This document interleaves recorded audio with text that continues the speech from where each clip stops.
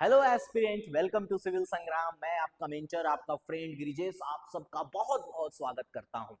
आप सबका गला सूखता होगा एग्जामिनेशन हॉल में जब करंट अफेयर का मार आपके सर के ऊपर आता है। परंतु परंतु आपको टेंशन नहीं लेना है। जनवरी से लेकर के जनवरी 2025 का करंट अफेयर से लेकर के जनवरी 2026 तक का करंट अफेयर, एक साल का करंट अफेयर आप लोग को हम स्वयं कराएंगे और ये मंथली होगा। ये इससे बड़ा तोहफा आप लोगों को और क्या चाहिए। प्रिपरेशन में यूट्यूब पर फ्री। आइए हम लोग बिना वक्त बिताए हुए हम लोग आते हैं, डीप डाइव लगाते हैं इस सेक्शन में करंट अफेयर का। और पहला ही प्रश्न आपके सामने रहा। इंडिया पार्टिसिपेशन जनवरी 2025 में क्वाड से जुड़ी बैठकों में भारत की भागीदारी का मुख्य उद्देश्य क्या है। ठीक है, भारत ने बैठक में हिस्सा लिया जनवरी 2025 में। मुख्य तरह से उसका हिस्सेदारी क्या था, क्या उसका पक्ष रहा। पहला ऑप्शन है सर मिलिट्री अलायंस फॉर्मेशन, कहने का मतलब सैन्य गठन, कुछ सैन्य से रिलेटेड। तो पहला बात आप लोग याद रखेंगे, क्या याद रखेंगे कि किसी भी प्रकार का अलायंस मिलिट्री अलायंस नहीं बनाता, मिलिट्री अलायंस की बात नहीं करता। कौन? Quad. Quad sir military alliance की बात नहीं करता। तो क्या बात करता है, ये तो सर हम लोग को जानना होगा कि क्या मुख्य उद्देश्य होता है क्वाड का। क्वाड चार देशों का मेंबर, चार देशों वाले देश मिल करके एक मेंबरशिप बनाते हैं, उसको क्वाड बोलते हैं। क्वाड का मतलब ही क्या होता है? चार। इसको क्वाड्रिलेटरल जैसे पढ़ते हैं ना हम लोग, क्वाड्रिलेटरल देखिए फोटो में बना हुआ है चारों देश का। क्वाड्रिलेटरल चार भुजाओं से बना हुआ कोई भी चित्र। इसी तरह से चार देश मिल करके क्वाड बनाने का काम किया है। क्या इसका फंक्शन क्या है सर? इसका फंक्शनैलिटी है free, open and inclusive Indo Pacific trade. Trade के बारे में यानी स्वतंत्र, मुक्त एवं स्वदेशी दंडों पर बातें करना, यानी ट्रेड करना। ठीक है, ये है इनका उद्देश्य। इनका किसी प्रकार का ऐसा उद्देश्य नहीं है। 2004 का, चलिए बात बता देते हैं आप लोग को। 2004 में आइडिया लिया गया कि हम लोग ऐसे इंडो पैसिफिक रीजन में हम लोग एक ऑर्गेनाइजेशन करेंगे, क्वाड खोलेंगे। खोलेंगे, खोल देंगे, दुकान है सब्जी मंडी जैसा खोलेंगे। ठीक है, बस ऐसा सिंपल याद रखना है 2004 में। लेकिन 2007 में इसकी गठता हुई। 2007 में 2007 में जापान के प्राइम मिनिस्टर, आप लोग नाम अगर याद होगा तो बहुत अच्छा उचित होगा, शिंजो आबे नाम था उनका, शिंजो आबे। शिंजो आबे, इनके द्वारा इसकी गठिता, मतलब इसकी अगुवाई इन्होंने की। ठीक है, यहां पर हम लोग क्लियर हुए। ये बहुत इंपॉर्टेंट है। अब करेंट अफेयर का नेचर इस तरह का है, हम आपको बार बार डीप डाइव करा रहे हैं। परीक्षा में आप लोग रट के वन लाइनर चले जाते हैं, फलानवा जगह हुआ, ढकनवा जगह हुआ, लेकिन इनका सबका रिलेवेंसी क्या होता है कि उसके बैकग्राउंड, उसके फैक्ट से जुड़ा होता है। तो थोड़ा सा आप लोग भी पढ़ने का तरीका, नजरिया को बदलिए। दूसरे प्रश्न की तरफ आते हैं, बहुत टेंशन वाला प्रश्न है। The tension in the Red Sea region in January. जनवरी में टेंशन है भैया, किस चीज का? रेड सी रीजन में, लाल समुद्र में। जनवरी 2025 is important for India mainly because, यानी जनवरी 2025 में लाल सागर क्षेत्र का तनाव भारत के लिए क्यों महत्वपूर्ण है। बात को समझिएगा, थोड़ा सा समझिएगा। यहां पर ये स्विच कैनल, ये मेडिटेरियन सी, इधर आपका रेड सी, हमारा इंडियन ओशियन रीजन। यानी सर कहने का मतलब ये है, क्या है सर? इंडियन ओशियन, हम चलिए शॉर्ट में लिखते हैं, कहानी को लेंदी नहीं बनाते हैं, ज्यादा लिख पढ़ वाला काम नहीं। इंडियन ओशियन से अगर हमको Mediterranean Sea, M for Mediterranean Sea जाना होगा तो राह कौन सा पकड़ना होगा? रेड सी वाला। ठीक है, इंडियन ओशियन से मेडिटेरियन सी जाना है तो जाने के लिए हमको कौन सा राह पकड़ना होगा? हम लोग पकड़ेंगे रेड सी वाला। और सर रेड सी से हम लोगों ने क्या किया है? आर्टिफिशियली खोद खोद के प्लस्तर ईटा जोड़कर हम लोगों ने क्या बना है? स्वीज कैनाल, एससी बनाया है।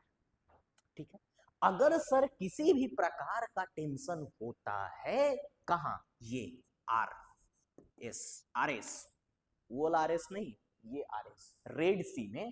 तो क्या होता है? इंडियन रीजन और हमारा यहां पर थोड़ा सा कलर बदल दिया जाए क्या? हाँ, बदल दिया जाता है थोड़ा सा, मजा आएगा। ये हमारा प्यारा भारत रेड, इंडियन सी से कनेक्टेड है और रेड सी से हो करके मेडिटेरियन सी में जाता है। अगर किसी भी प्रकार का कोई भी समस्या होता है तो क्या हमारा रेड सी के साथ संबंध होने से यूरोप है इधर भैया पूरा, यूरोप, यूरोप और एशिया इधर, एशिया के बीच का सारा रिश्ता टूट जाएगा। यही चीज है, बात समझ गए आप लोग। तो हम लोग रेड सी से दुश्मनी नहीं ले सकते हैं। क्यों नहीं ले सकते हैं सर? 90%, 90%, 90% ट्रेड जो है हम लोग यही राह से करते हैं। और जहां आप 90% व्यापार किसी राह से कर रहे हो, उस राह में तुम बागी बन जाओ, तुम्हारी कैसी मजाल है ना। आइए अब हम लोग इसके ऑप्शन के साथ छेड़ते हैं। मतलब इस प्रश्न को सॉल्व करने के लिए इतना जानकारी होना मांगता है, इतना जानकारी आपको दे दिए। अब आते हैं हम लोग कि इसका उत्तर क्या है। इसका उत्तर को हम लोग समझते हैं। आइए, अफेक्ट्स इंडिया कोस्टल सिक्योरिटी, किसी तरह का कोस्टल यानी तटीय सुरक्षा से लेना देना है क्या? सर नहीं है लेना देना। Disrupts global energy and trade routes, यानी वैश्विक ऊर्जा और व्यापार मार्ग बाधित करता है। सर यहां पर थोड़ा सा रुकेंगे और आगे की ओर देखेंगे। इंपैक्ट लैंड बॉर्डर, यानी स्थल सीमाओं से किसी तरह का कोई संबंध है क्या? सर नहीं है, नहीं है सर, ऐसा कोई डायरेक्ट संबंध नहीं है। कलर बदलने का थोड़ा मजा ही कुछ और है, रंग बिरंग जिंदगी हो तो रास्ते बड़ा आसान हो जाते हैं। ठीक है, leads to the UN, UN का बात यहाँ पर कुछ ना है, ठीक है ना। यानी सर एक चीज तो है, हम लोग को तो एक बात तो समझ में आ रहा था कि रेड सी से अगर, रेड सी में अगर किसी भी प्रकार का दुश्मनी होता है तो रेड सी में दुश्मनी होने की वजह से व्यापार, हमने एक शब्द आपको सिखाया था कि व्यापार में हम लोग को घाटा हो सकता है। 90% तक व्यापार हम लोग किससे कर रहे हैं सर? हम लोग कर रहे हैं ठंडा है, गर्म पानी से ही पीते रहिए, थोड़ा थोड़ा गले को आराम और थोड़ा सा एनर्जी, एनर्जी मेंटेन रखना है। Have energy, have enthusiasm in yourself. चलिए, तो इसका उत्तर क्या हो जाएगा सर? यानी वैश्विक ऊर्जा एवं व्यापार मार्ग बाधित करता है, मार्ग को बाधित कर देगा। चलिए आगे प्रश्न की ओर हम लोग आगे बढ़ते हैं। Why is capital expenditure emphasis in budget 2025-26 session में, जनवरी में सर इकोनॉमिक सर्वे में इसका पूरा चर्चा चला, भर के चर्चा चला। क्या चला? जनवरी 2025 की बजट आर्थिक सर्वे चर्चा में कैप एक्स पर जोर क्यों दिया गया? देखिए, इकोनॉमिक्स का सवाल करेंट से कैसे लिंक होता है, हम आप लोग को यही समझा रहे हैं। ऐसे आप लोग रट के जाते हैं एकदम, भुन भुन भुन भुन भुन भुन। मिलता है मार्केट में किताब, नाम किसी का लेंगे नहीं, कंट्रोवर्सी ऑन द पीक हो जाएगा, ठीक है ना। खैर प्रतिष्ठित 2-3 किताबें हैं, वो लोग लेकर के आप रटते हैं, भैया ये बजट पेश कब किया गया, कब किया गया, कब किया गया। एग्जामिनर सवाल क्या पूछ रहा है? कैपेक्स क्या है? करेंट भी हो गया उसका, स्टैटिक भी हो गया। तुम्हारा टेंशन है कि तुम सोचो, यू हैव टू थिंक, तुम सोचते रहो कि ये करेंट का क्वेश्चन है कि ये इकोनॉमिक्स का क्वेश्चन है। एग्जामिनर क्वेश्चन बना दिया, आपका टेंशन है, अब एग्जामिनर का टेंशन नहीं है।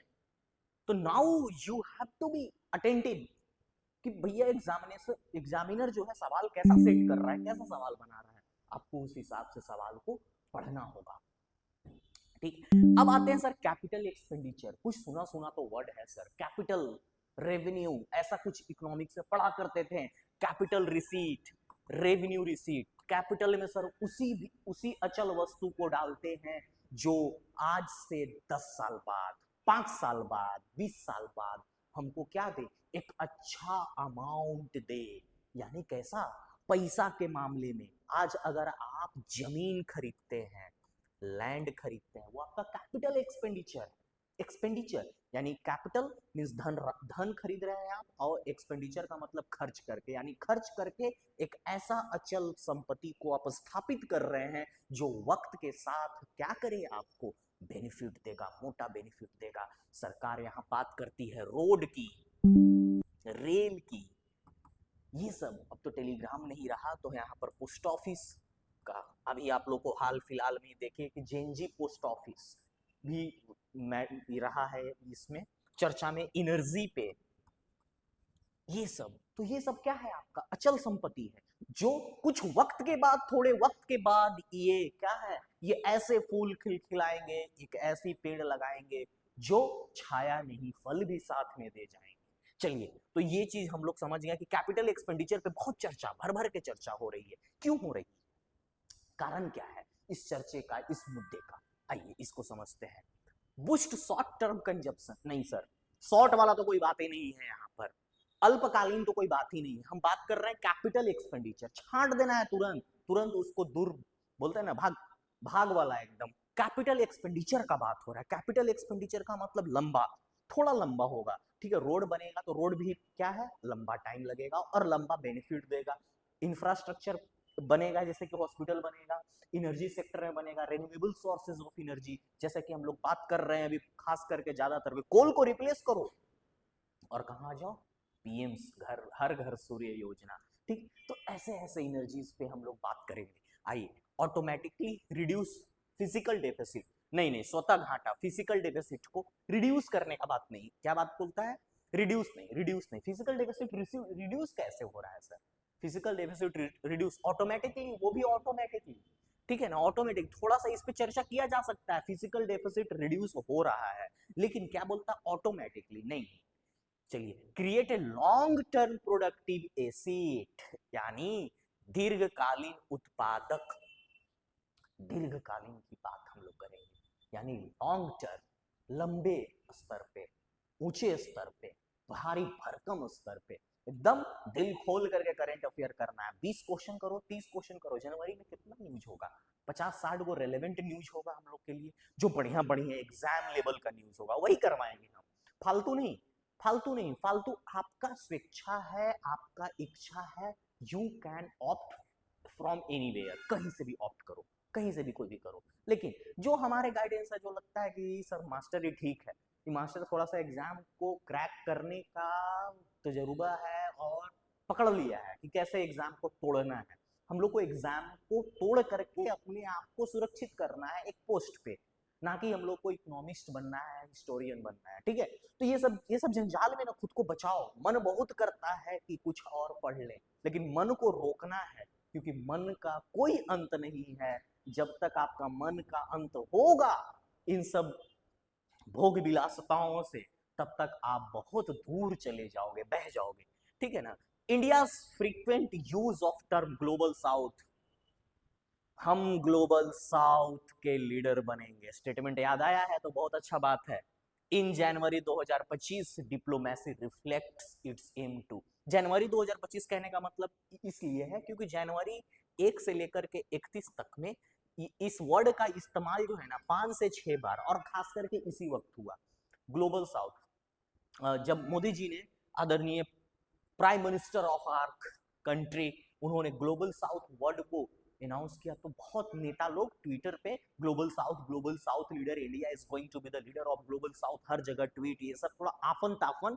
कोई भी चीज देखिए, कोई भी चीज ट्रेंड में आता है तो क्या होता है कि थोड़ा सा पीक पकड़ता है, 10 दिन, 15 दिन, 20 दिन, तो वो 20 दिन 15 दिन पीक पकड़ लिया, तो थोड़ा सा धुआं धुआं माहौल कर दिए मोदी जी, तो धुआं धुआं माहौल हो गया, तो इसके वजह से थोड़ा सा ये चर्चा में ज्यादा रह गया। ऐसे ये चर्चा में वर्ड आज से नहीं है, 2017 से है, ठीक है ना, ग्लोबल साउथ, लेकिन वो चर्चा में ज्यादा रहा, तो हो सकता है ग्लोबल साउथ का फ्रीक्वेंट, तो इसका भैया diplomacy reflects its aim, use, इस टर्म का यूज हुआ है, यानी जनवरी 2025 में ग्लोबल साउथ शब्द का प्रयोग भारत की किस आकांक्षा को दर्शाती है, क्या दर्शाती है, क्या है हम साउथ, ग्लोबल साउथ। थोड़ा सा यहाँ पर आप लोग को मैपिंग से कहानी को क्लियर कर दें। बहुत सारा बच्चा सोच रहा होगा सर ये ग्लोबल, हम आप लोग का दुख दर्द को समझ रहे हैं कि आपके मन में क्या क्या सवाल आ सकता है।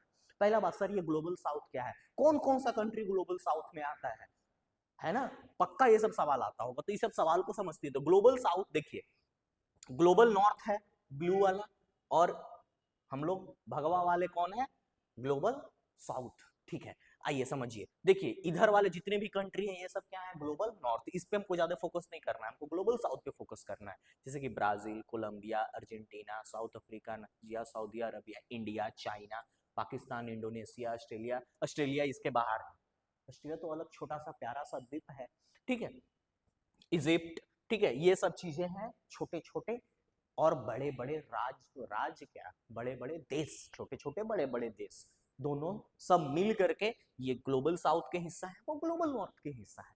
ठीक, तो भारत कहता है, क्या कहता है भारत? भारत कहता है कि जितने भी डेवलपिंग कंट्री है, एक वर्ड यूज करता है, क्या यूज करता है? डेवलपिंग।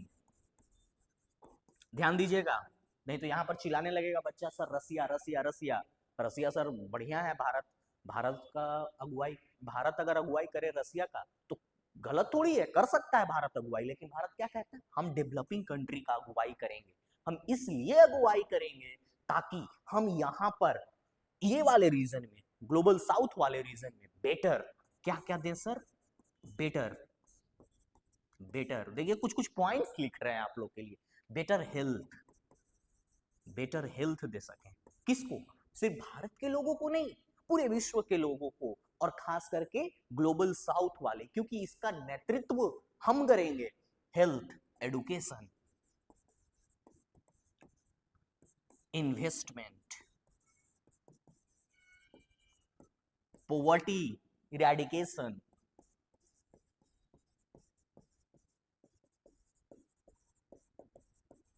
ये और भी बहुत सारा पॉइंट है। यानी इन इन बिंदुओं पर भारत जो है वो कह रहा है कि हम ये काम करेंगे ताकि हम इसका, इसीलिए हम चाहते हैं कि हम इसका अगुवाई करें। आइए बात को समझते हैं। रिप्लेस जी, नहीं सर ऐसा कुछ नहीं है, G7 और इसका ग्लोबल साउथ का कोई लेना देना। Act as a voice of developing country, यही तो हम आप लोग को बताएं, बोले ना कि जो बातें हम बता रहे हैं वो अगर सुन लिए तो उत्तर तक आप स्वयं पहुंच जाएंगे। यानी विकसित विकासशील देशों का आवाज बनना, हम तुम्हारी आवाज बनेंगे ताकि मेरा और तुम्हारा सुर मिले और एक स्वर बन जाए, है ना। आइए, judicial appointment in January 2025 again raise debate on the collegium system, the major concern is. जनवरी 2025 में कोलेजियम प्रणाली पर बहस का मुख्य कारण क्या बना? कोलेजियम सिस्टम बार बार रहा ही है, ये कहानी बार बार मुद्दा में रहा ही है। अभी थोड़ा शांत है इधर 1-2 साल से, ठीक है। थोड़ा सा समझते हैं सर कोलेजियम के बारे में। देखिए सर, कोलेजियम सिस्टम क्या कहता है? जब हमारा संविधान बना, जब हमारा संविधान बना तो सुप्रीम कोर्ट और हाई कोर्ट के जजों का नियुक्ति, जजों का, चीफ जस्टिस नहीं, जज, जज और चीफ जस्टिस, चीफ जस्टिस एक ही होते हैं। जज का एक चेंबर, एक क्या होता है, मेंबर होता है। जज बहुत सारे हो सकते हैं, ठीक है ना। बहुत, हम अभी नहीं जा रहे हैं, वो पॉलिटी का सेक्शन है कि सुप्रीम कोर्ट में कितना जज मैक्सिमम, हाई कोर्ट में कितना, Bihar Patna supreme high, sorry, Bihar का पटना का हाई कोर्ट में कितना, झारखंड का रांची का हाई कोर्ट में कितना जज, हम ये डिबेट में नहीं जा रहे हैं कितना जज, हम आपको ये ज्ञान भी नहीं दे रहे हैं। हम ज्ञान आपको ये दे रहे हैं कि वहां की जो जज का नियुक्ति होगा, जैसे कि पटना हाई कोर्ट का जज, जैसे कि रांची हाई कोर्ट का जज, लखनऊ हाई कोर्ट का जज, ये सब के जो जज होंगे इनको नियुक्त कौन करेगा? क्या इन लोग सब भाई पढ़े लिखे हैं, परीक्षा ऑलरेडी दे रखे हैं, क्या इन लोग फिर से कोई परीक्षा देंगे? नहीं सर, इन लोग को इसी सिस्टम को बोलते हैं। और उनका ट्रांसफर कैसे होगा? एक जज का ट्रांसफर दूसरे जगह, दूसरे जज का ट्रांसफर, इसी को बोलते हैं कोलेजियम सिस्टम। कोलेजियम सिस्टम बात करता है जजों का ट्रांसफर और उनकी नियुक्ति के बारे में। और ये कौन करता है सर? सुप्रीम कोर्ट में CJI, chief justice of, chief justice of India plus, plus इसमें होते हैं चार सीनियर मोस्ट, एक वर्ड याद रखिएगा, सीनियर मोस्ट, सीनियर भी नहीं, सीनियर मोस्ट, यानी उन चारों, फर्स्ट सबसे सीनियर, उसके बाद सेकंड सीनियर हो सकता है, थर्ड सीनियर, फोर्थ सीनियर। ऐसा नहीं है कि पहला काका से ऊपरे गांव कोई सीनियर था, नहीं, सबसे बुढ़वा ओकर बाद ओकर बाद ओकर बाद, चार मोस्ट सीनियर जज होने चाहिए, सुप्रीम कोर्ट का कंडीशन है। हाई कोर्ट, हाई कोर्ट क्या कहता है सर? हाई कोर्ट में कहता है CJI तो रहेंगे ही, CJI रहेंगे, प्लस दो सीनियर मोस्ट क्या होने चाहिए? एक एग्जाम में पूछा हुआ है भाई, एग्जाम में पूछा हुआ है, दो सीनियर मोस्ट जज, ठीक है। कोलेजियम सिस्टम का एक और सवाल इससे पूछा गया है, देखिए करेंट में ये चीजें हैं, लेकिन इसके अगर हिस्टोरिकल बैकग्राउंड आता है तो थोड़ा सा हम लोग को खंगालना पड़ेगा। एक पूछा गया है सेकंड जज केस के बारे में, सेकेंड जज केस, ये है 1992, हाँ नहीं 1993, 1993 सेकेंड जज केस 1993। इसमें क्या हो गया, इसमें कोलेजियम सिस्टम स्थापित किया गया कि अब जजों का नियुक्ति कैसे होगा, कोलेजियम सिस्टम का। सर ये क्यों पढ़ा रहे हैं, क्योंकि 2014-15 में 2014-15 में एनजैक की स्थापना होती है, नेशनल जुडिशियल अपॉइंटमेंट कमीशन, इसकी स्थापना होती है और कहा जाता है कि इसके थ्रू जजों का यहाँ पर ट्रांसफर और उनकी नियुक्ति होगी, जिसको 2016 में सुप्रीम कोर्ट ने इसको खारिज कर दिया और कहा कि जैसे पहले जुडिशरी काम करती थी उसी प्रकार से कोलेजियम सिस्टम पर काम करेगा। ये नया चीज आया, उसके वजह से पुराना वाला खोदना पड़ा हम लोग को कि अच्छा पहले ऐसे था, कब शुरू हुआ, कब स्थापित हुआ। ठीक है, 1951 वाला भी 1952 वाला भी केस हम लोग पढ़ते हैं। ठीक है, चलिए अब आइए, तो इसमें सर क्या होगा, अब ऐसा क्यों आवाज क्यों उठ रहा था, एक ही मुद्दा था, एक ही मुद्दा पे आवाज उठ रहा था कि हम लोग को भरोसा नहीं है कि जो जज लोग अपने से गुटर गुटर करके 4-5 चुन लेता है, लेकिन वो ट्रांसपेरेंसी नहीं है, जनता को बताने की चीज बताते नहीं है। तो इनका रिप्लाई आया कि लैक ऑफ ट्रांसपेरेंसी, पारदर्शिता की कमी की वजह से ये विद्रोह हो रहा था। तो सुप्रीम कोर्ट कहता है कि ये बताने की चीज है ही नहीं जनता को जज दिया जा रहा है, वो ऑलरेडी जज कहीं 10 साल 15 साल 10 तो कोई नहीं, 15 साल 18 साल सुप्रीम हाई कोर्ट में काम करके वो सुप्रीम कोर्ट में बने हैं, डिस्ट्रिक्ट कोर्ट में 20 साल वो काम कर करके वो बने हैं। तो ये बताने की जरूरत नहीं है कि उनकी काबिलियता क्या है, उनको कोई टेस्ट देने की जरूरत नहीं है। ठीक है, तो ऐसी ऐसी दलीलें हुई थी। आइए आगे बढ़ते हैं। India's frequent use of term global south, ये क्वेश्चन रिपीट हो गया सर, क्वेश्चन गलत नहीं है, क्वेश्चन इज करेक्ट। आप लोग उत्तर भी ऐसे पॉज कर करके वीडियो देते रहिए, मजा आता है। India emphasis on maritime security in January 2025 is primarily linked with which of the strategic objective? जनवरी 2025 में सुरक्षा, समुद्र सुरक्षा पर भारत का जोर मुख्यतः किस राजनीतिक उद्देश्य से जुड़ा है? Control over the coastal state, नहीं sir. Protection of sea lines of communication, समुद्र संचार मार्गों की सुरक्षा। Expansion of naval bases abroad, ऐसा तो कुछ नहीं है। और demilitarization of Indian Ocean का मिलिटराइजेशन करना। ये sir protection of sea links of communication यानी एसएलओस, इसका प्रोटेक्शन करना, इसका सुरक्षा करना। क्यों सर, हमने बताया आपको 90% ऑफ ट्रेड जो है हम लोग इसी के थ्रू करते हैं, इसी के इसमें करते हैं, इसी के लूप में करते हैं हम लोग। और एनर्जी का सिक्योरिटी का, energy security,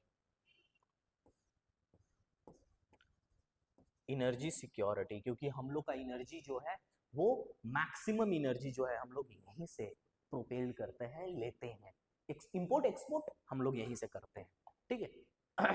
the term green deposit frequently news is primarily associated with, समाचार में चित्रित ग्रीन डिपॉजिट का मुख्य उद्देश्य क्या है?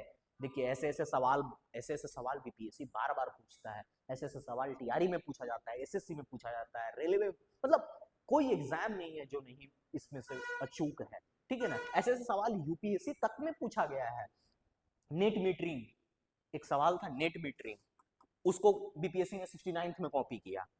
ये पूछा था यूपीएससी 2016 में, इसको कॉपी कब किया बीपीएससी ने? 2000 समझिए मतलब 10 साल बाद, 10 नहीं 4 और इधर 4-8 साल बाद 69 बीपीएससी में। नेट मीटरिंग ऐसे ही था, sometimes scene in news, what does it mean? ठीक है ना, तो इस तरह का सवाल बताइए, करेंट अफेयर का सवाल में डालें कि इसको जनरल साइंस के सवाल में डालें, समझ में नहीं आता, बट ये है तो है। फिर इसी तरह से ग्रीन डिपॉजिट फ्रीक्वेंटली न्यूज, समाचार में चित्रित ग्रीन डिपॉजिट का मुख्य उद्देश्य क्या है?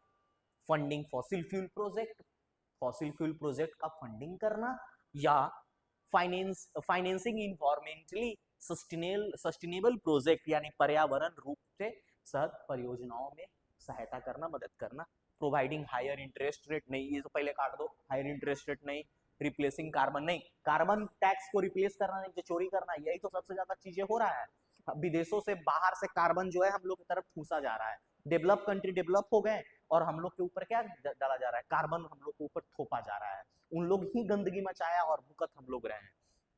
फंडिंग नहीं, फॉसिल फ्यूल नहीं, फाइनेंसिंग इन्वायरमेंटली सस्टेनेबल प्रोजेक्ट जो वातावरण के लिए सुगम है, वातावरण में जो भविष्य की चीजों को मद्देनजर रखते हुए देखते हुए जो कार्य करता है उसको हम लोग बोलते हैं सस्टेनेबल प्रोजेक्ट। सस्टेनेबल प्रोजेक्ट में होता है कि प्रेजेंट की चीजें, वर्तमान में जो चीजें चल रही है उस चीजों को आप जनता के बीच में एंजॉय करने दीजिए, रिस्ट्रिक्शन मत लगाइए, और भविष्य के लिए एक ऐसा नीति बनाइए, एक ऐसा षड्यंत्र बनाइए कि उस षड्यंत्र में लोग सक्सेसफुल हो जाए, फंसे नहीं, लोगों की जो आमदनी से लेकर के स्वास्थ्य से लेकर के वातावरण सब कुछ सुगम रहे, स्वच्छ रहे। ठीक है, which statement best describe the retail CBDCER, देखिए पौधा लगाइए इसमें, इसी का बात है, पैसा नहीं पौधा। CBDC इंट्रोड्यूस्ड बाय RBI द्वारा रिटेल डिजिटल रूपी का सही वर्णन कौन सा है? कौन सा है भैया? It replace bank deposits completely, क्या बैंक में जमा को पूरी तरह बदल देता है? नहीं sir. It is a crypto, नहीं सर, क्रिप्टो है ही नहीं। क्रिप्टो अगर है तो आरबीआई इशू नहीं करेगा, पहली बात। क्रिप्टो अगर है तो आरबीआई इशू नहीं करेगा, अगर आरबीआई ने इशू किया तो कभी वो क्रिप्टो नहीं होगा। नहीं sir, it is a digital form of sovereign currency. क्या बात है, यही तो ढूंढ रहे थे हम लोग। क्या है सर? सप्रभु डिजिटल मुद्रा, यानी ये डिजिटल करेंसी है। किस चीज का? हमारे ही पैसा का। अरे सिंपल सा भाषा, आपके खाते में 200 रुपया है, ठीक है, आपके खाते में 200 रुपया है या फिर आपके पैकेट में 200 रुपया है, यानी आप ही का मनी का क्या है? वो डिजिटल फॉर्म है, डिजिटल फॉर्म है।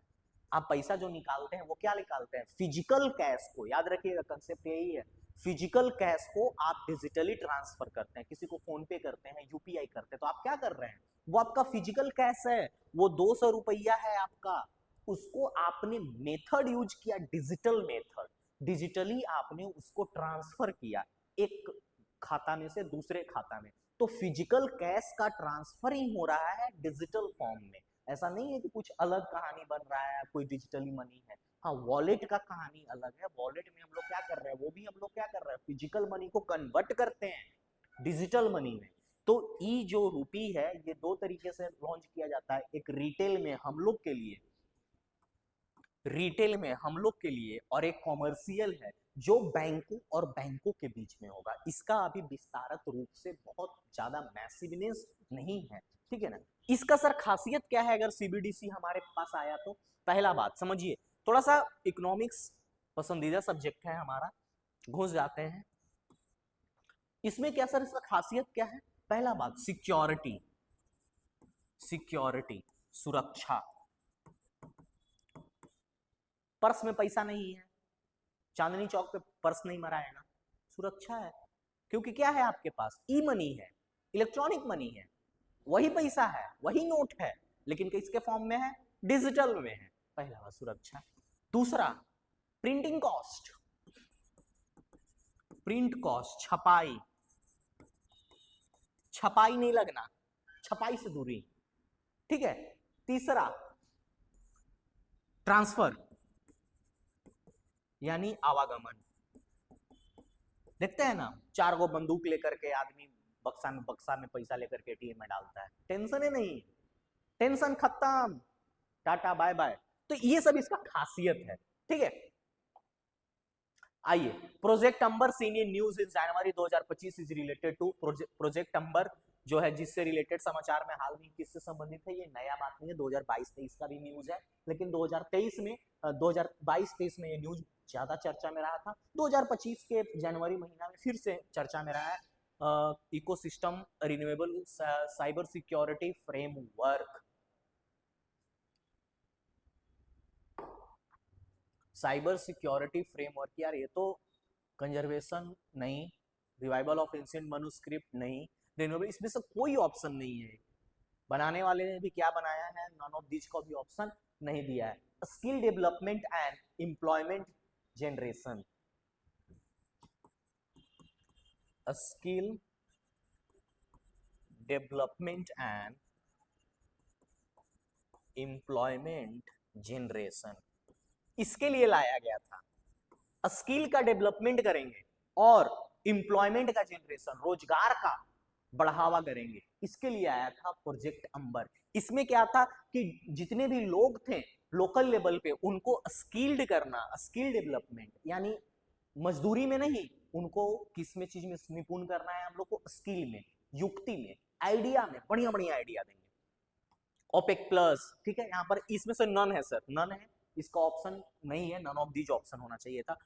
OPEC plus was seen in news in January, OPEC plus जनवरी 2025 में समाचारों में था। क्यों, क्यों ऐसा था? तो पहले बात सर, ओपेक प्लस था तो ओपेक प्लस के बारे में जानते हैं। पहले ओपेक प्लस है क्या, आपको जानकारी है ओपेक प्लस के बारे में? तो ओपेक और ओपेक प्लस हुआ करता था, ये 1960 के दशक में आसपास, ये 2016 2016 जब तेल का क्राइसिस कब हुआ था? 2014 से लेकर के 2016 के बीच में ही, इसी समय तेल का क्राइसिस बहुत ऊंचे स्तर पे हुआ था। तो ओपेक प्लस का स्थापना हुआ, ओपेक प्लस एडवांस बना, ओपेक से ओपेक प्लस बना। ये पुराना वाला, ओल्ड वाला है जो ओरिजिनल है। ओपेक प्लस क्यों बना सर? क्योंकि इसमें ओपेक प्लस जो आया, प्लस वो तेल बेचने वाली या तेल उत्पादक राज्यों और देशों की वजह से नहीं आया, वो एडमिनिस्ट्रेशन यानी जो प्रशासनिक व्यवस्था चलाते थे उनका जुड़ना साथ में ओपेक का, वही बना ओपेक प्लस। जैसे कि रसिया, रसिया के पास कौन मार तेल है, तेल के कुआं है, लेकिन इसका मेंबर है ओपेक प्लस में। कर्जिस्तान, कर्जिस्तान, ये हो गए, ऐसे ऐसे हो गए। मेक्सिको, मेक्सिको, मेक्सिको के पास तो है भी, मेक्सिको। और इसमें कौन ट्रेडिशनली जो 1960 के दशक में पहले हुआ करते थे, जैसे कि सऊदी अरबिया, ईरान, इराक और Iran, Iraq, UAE, UAE, Kuwait, ये सब। तो ये सब जो थे ट्रेडिशनली थे, तो इनके पास क्या है, भर भर के तेल के कुआं हैं। लेकिन 2014-15 में, 16 में जिस तरह का क्राइसिस आया, मंदी आया तेल को लेकर के, तो रसिया और ये सब देश जो हैं, जो तेल के मामले में जानकारी बहुत अच्छा रखा करते थे, रसिया के पास बहुत अच्छा नॉलेज है, बहुत अच्छा अच्छा रिफाइनरी है रसिया के पास, तो उसने क्या किया, ओपेक प्लस एक्सपैंड किया, और इसलिए किया ताकि इनको गाइड करके एक नया ऑर्गेनाइजेशन बनाया जा सके। ठीक है, अब आइए, ओपेक प्लस वाज न्यूज क्यों? Controlled oil production decision. देखिए अब ये आ गया तो डिसीजन कौन लेगा, यही निर्णय कौन लेगा, यही उत्तर वहीं पे हो गया। अरे हाँ, तो जो बच्चे, अगर कोई जो भी स्टूडेंट एस्पिरेंट अगर कहीं भी देख रहे हैं, सिस्टम पे देख रहे हैं, तो आपको पता होना चाहिए कि हम लोग गया कॉलेज, गया गया जी में, गया जी में हम लोग ऑलरेडी ऑफलाइन सेंटर के साथ रन कर रहे हैं, जो एक बैच, बहुत इंपॉर्टेंट बैच आप लोग के लिए शुरू किया जा रहा है। कब शुरू किया जा रहा है सर? दिसंबर 22 से शुरू किया जा रहा है। कब? और ये बैच किसके लिए रहेगा? खास करके बिहार पुलिस दरोगा, एसएससी और इस तरह का स्पेशल बैच है ये, जिसमें आपको खास करके एक सब्जेक्ट हम भी पढ़ाएंगे और भी बहुत बेहतरीन बेहतरीन टीचर आएंगे। ऑफलाइन ऑनलाइन आप लोग दोनों जोड़ सकते हैं, किसी भी तरह का क्वेरी हो स्क्रीनशॉट ले लीजिए, इस नंबर पे फोन करिए, आप लोग बताइए। ठीक है, हम लोग आगे बढ़ते हैं, इससे प्रमोशन होते रहेगा। एएसीआर रिपोर्ट रिलीज एनुअली, प्रत्येक साल। एक तो क्लियर होता है यहाँ पर एक सवाल, एनुअली हर एक साल ये रिपोर्ट आता है। एक्सेस, एसेस यानी आकलन क्या करती है, क्या एक्सेस करती है? Higher education ranking, school level learning outcome, skill India mission, digital governance. नहीं सर, ये एसर रिपोर्ट जो है स्कूल लेवल लर्निंग आउटकम यानी विद्यालय विद्यालय स्तर की सिखाने की क्षमता। विद्यालय जो है जनरल स्पीकिंग स्लैश और अर्थमेटिक, मतलब कहां तक का? प्राइमरी लेवल, प्राइमरी लेवल का रिपोर्ट बनाती है, कहां? रूरल एरिया में, रूरल एरिया में। देखिए हम बहुत सारा 2-3 पॉइंट लिखे हैं, यानी जो आपका एएसीआर रिपोर्ट है वो क्या करता है, गवर्नमेंट में जनरल स्टूडेंट्स में जनरल अवेयरनेस कितना है, जनरल अवेयरनेस यानी इसको पता है कि नहीं कि हमारे पास कितना प्लेनेट है, चंद्रमा चंद्रमा है जो किसकी चक्कर लगाती है, ये सब जनरल अवेयरनेस है छोटे बच्चों में प्राइमरी क्लास में। और अर्थमेटिक, दो जोड़ा दो कुत्ता भाग रहा है, दो कुत्ता भाग रहा है, दो बिल्ली भाग रहा है, तो बताइए दोनों का जोड़ क्या होगा, दोनों जानवरों का जोड़ क्या होगा। तो इस तरह का मेंटल एबिलिटी अर्थमेटिक उन लोगों को पता है कि नहीं। ठीक है, Bihar first plastic waste management institute has been developed under the which authority. देखिए ये सवाल सर हम ये भी पूछ सकते थे, कहां पर खोला गया, कहां पे खोला गया, आप लोग बताइए कहां पे खोला गया। अलीगढ़ भागलपुर में खोला गया। कहां खोला गया? अलीगढ़ भागलपुर। ये भी सवाल पूछ सकते थे, लेकिन ये सवाल अब बीपीएससी भी खुद नहीं पूछ रहा है। बिहार में एकदम टीआरई का क्वेश्चन में पूछ रहा है, पंचायत का परीक्षा में नहीं पूछ रहा है। पूछ रहा है कौन डिपार्टमेंट, कौन अथॉरिटी, किसके द्वारा? तो Bihar urban development housing department, याद रखिएगा। ठीक है, चलिए आगे बढ़ते हैं हम लोग। Karpoori Thakur was recently conferred with the which of the following honours. कौन से ऑनर्स? भारत रत्न। भारत रत्न से सम्मानित किया गया, 24 में ही किया गया था। ठीक है, द टर्म, ये बहुत इंपॉर्टेंट सवाल है इस बार बिहार के किसी न किसी एग्जाम में, तो ये पक्का आ रहा है। The term cyclopean as used in the context of Rajgir wall indicates. पहली बात, ये जो साइक्लोपीन है वो किससे संबंध रखता है?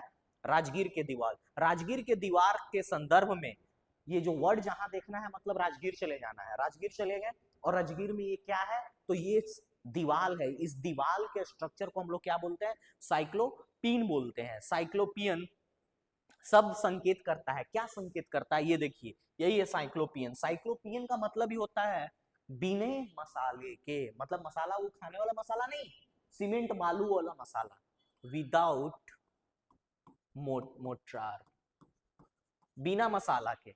तो बिना मसाला के देखिए पत्थर को जोड़ने का स्ट्रक्चर यही साइक्लोपीन है। और plus plus plus irregular size, irregular size देखिए ना, कोई छोटा है कोई बड़ा है, तो बिना मसाले के जब कोई पत्थर को सरिया करके रखा जाए तब वो क्या है? वो साइक्लोपियन है। साइक्लोपियन जो है नालंदा में खास करके वहां पर दीवालों को बनाने का काम किया गया है। ठीक है, इसलिए अब देखिए इंपॉर्टेंट है, 7% को बिहार से मिला गया है पद्म अवार्ड, तो फटाफट हम लोग देख लेंगे, इसका नोट्स हम लोग बना लेंगे क्योंकि ये इंपॉर्टेंट है, एक से पूछेगा ही। ठीक है, श्रीमती शारदा सिन्हा जी, अब बताइए पोस्थोमियस का मतलब क्या होता है? मतलब उनकी मृत्यु हो गई, उनकी उसके बाद उनको क्या दिया गया? भारत रत्न या भारत से पद्मश्री, पद्म विभूषण, किस कोई भी अवार्ड दिया गया। ठीक है, एसोसिएटेड फैक्ट इनके बारे में, अवार्ड कौन सा विभूषण दिया गया इनको? She was awarded Padma Bhushan. Padma Bhushan already उनको मिल चुका था, third highest civilian award honour 2018 में ही। 1991 she was also awarded with Padma Shri and the fourth highest civilian award, और उनको ये भी मिल चुका था एंड द सकेत नाटक अकादमी अवार्ड। ठीक है, इनके बारे में ये चीजें जानकारी थोड़ा सा आप लोग को होना चाहिए। ये सब आप पढ़ सकते हैं और इसका पीडीएफ आप लोग कहाँ डाउनलोड कर सकते हैं? @सिविल संग्राम। 7% फ्रॉम बिहार में एक और नाम है श्री सुशील कुमार मोदी जी, ये भी पोस्थोमियस ही है, इनको भी मृत्यु के बाद इनको दिया गया था। ये किससे संबंध रखते थे? Public affairs. ठीक है, पब्लिक अफेयर्स इनका संबंध था। भीम सिंह भावेश, इनके लिए फैक्ट क्या है? पद्म विभूषण मिला है इनको, सोशल वर्कर थे, भोजपुर डिस्ट्रिक्ट बिहार से थे। ठीक है, सोशल वर्कर के लिए इनके लिए इंपॉर्टेंट क्या है? ये मुसहर कम्युनिटी के थे, ये सवाल पूछा जा सकता है आपसे। थ्रू हिज फाउंडेशन नए आशा, इनके फाउंडेशन थे एक नए आशा, उसके लिए इनको अवार्ड दिया गया। आप लोग स्क्रीनशॉट लेते चलिए, नहीं तो फिर आप लोग वहां से टेलीग्राम से आप लोग पीडीएफ डाउनलोड कर लीजिएगा। इसमें कुछ समझाने जैसा है नहीं, सिर्फ आप लोग को फैक्ट देखना है। तो फैक्ट के लिए हम ऐसे ज्यादा वक्त नहीं बर्बाद करेंगे, आपका भी वीडियो लंबा होगा। श्री हेमंत कुमार, ये क्या है? पद्म विभूषण मिला है इनको, नेफ्रोलॉजिस्ट। नेफ्रोलॉजिस्ट क्या होता है सर? जो आपको जो किडनी से रिलेटेड बीमारियों को डील करता है उसको हम लोग नेफ्रोलॉजिस्ट बोलते हैं। मेडिसिन, ठीक है, फील्ड इनका मेडिसिन था। सिविल सर्वेंट थे, इनको भी पोस्थोमियस, इनको मृत्यु के बाद दिया गया किशोर कुणाल को। ठीक है, पद्म विभूषण देने का कार्य किया गया इनको। निर्मला देवी, इनको नाम आप सुने ही हैं ऑलरेडी, सुजनी एम्ब्रॉयडरी में इनका सवाल ऑलरेडी पूछा जा चुका है 69th बीपीएससी में। सुजनी एम्ब्रॉयडरी को क्या मिला था? जीआई टैग मिला था, तो इसमें इनको भी अवार्ड दिया गया, पद्म विभूषण दिया गया निर्मला देवी जी को। ठीक है, ये मुजफ्फरपुर की हैं। ठीक है, श्री विजय नित्यानंद सुरेश्वर जी महाराज, ठीक है ना, पद्म विभूषण इनको भक्ति भावना में लोगों को भटके हुए मार्ग से सही मार्ग पे लाने में उनका बहुत बड़ा योगदान है। बहुत ये क्या है, स्पिरिचुअलिज्म में इनको मिला है, भक्ति मार्ग में इनको दिया गया है। बॉर्न लुधियाना में इनका जन्म हुआ। क्यों इनके बारे में पूछ रहे हैं, क्योंकि एक एग्जाम होगा बिहार में, उनसे रिलेटेड सवाल पूछ चुका है कि ये कहाँ के थे। ठीक है, तो जन्म इनका कहाँ के हुआ, लुधियाना में, तो लुधियाना पंजाब। बहुत सारा बच्चा मार दिया टिक बिहार, ठीक है ना। 78 year old Acharya choose the path of social service. ये 78 ईयर के इनके गुरु थे, उन गुरु का नाम क्या है, उनका गुरु का नाम नहीं ऐसे हर जगह है, ओल्ड आचार्य। उन्होंने उनके मार्गदर्शन में रह करके, उनके साथ रह करके उन्होंने क्या ले लिया, taking initiation from the Atmavalla ji Maharaj. देखिए हाँ वही नाम है, Atmavalla ji Maharaj at the age of just 7 year. 7 साल की उम्र में ही उन्होंने अपने गुरु आचार्य से, आत्मवल्ला जी महाराज से शिक्षा दीक्षा ली और उनके शरण में चले गए और दुनिया में इस तरह की विस्तार करने लगे, प्रचार प्रसार करने लगे, भटके लोगों को मार्ग से लाने लगे। Due to his effort 125 bed hospital was built and launched of Jamui where 40,000 people under eye operation. और जमुई में लॉन्च किया गया, बिल्ड इन, लॉन्च नहीं भाई, लचौद में, जमुई के लचौद में इनके 40,000 एक बार में आंख बनवा सकते हैं, इस तरह का व्यवस्था उन्होंने किया। ठीक है, 125 बेड का। ग्रीन भारत महोत्सव is the best understand the initiative for ग्रामीण भारत महोत्सव को किस रूप में सबसे बेहतर समझा जा सकता है, किस रूप में समझेंगे देखेंगे क्वेश्चन किस तरह का जैसा बोल रहा है, ठीक है, उसको हम लोग देखेंगे। रिप्लेस ट्रेडिशनल, नहीं, integrate rural economy with national economy, यानी ग्रामीण अर्थव्यवस्था को राष्ट्रीय बाजारों से जोड़ना, यही काम था। Primary rational behind the creation of national turmeric board, राष्ट्रीय हल्दी बोर्ड बनाने के लिए, बोर्ड को क्या है, कहानी किस चीज के लिए बहुत ज्यादा प्रसिद्ध है, तो ये सबसे पहले याद रखिएगा। हम लोग अगर नेशनल बोर्ड जब बनाना तो इसमें किसी भी प्रकार का इसको एमएसपी नहीं दिया गया, डू नॉट एमएसपी, और एमएसपी नहीं दिया गया। और spice board of India, spices board of India, इसको चालू रखा गया, इसको बंद नहीं किया, दोनों अलग अलग चीज है। पहली बात एमएसपी नहीं दिया गया, और इसको डज नॉट टू फार्मा, सिर्फ फार्मा तक ही सीमित नहीं रहेगा, ये इसके आगे भी जाएगा, यानी डू नॉट एमएसपी से बाहर है ये, ठीक है। स्पाइसेस बोर्ड ऑफ इंडिया चलते रहेगा, और फार्मा, ये सब स्टेटमेंट देकर कंफ्यूज करने का काम करता है, ठीक है। Strength the India position in global turmeric trade, इसीलिए ग्लोबल टर्मरिक ट्रेड में ये पॉइंट भी आ जाएगा। देखिए मोदी जी का ये बहुत अच्छा भाषण था, उसमें उनसे पॉइंट निकाला गया, boosting export of about 30 varieties grow over 20 state, 20 state से ज्यादा तक राज्यों में हल्दी का उत्पादन होता है, उससे 30 वेराइटी तक होता है या उससे ज्यादा तक होता है, उसकी एक्सपोर्ट करना, यानी इस हल्दी का वेराइटी जो है भारत से ले जाके बहुत विदेशों में बेचना।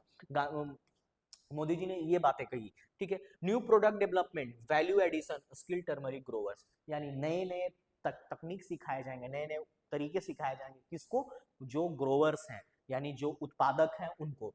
Increase consumption globally and grow our share in world from 62% now, 62% से हमारा हिस्सेदारी जो है हल्दी में बढ़ाया जाएगा, बढ़ेगा मतलब बढ़ेगा, ठीक है।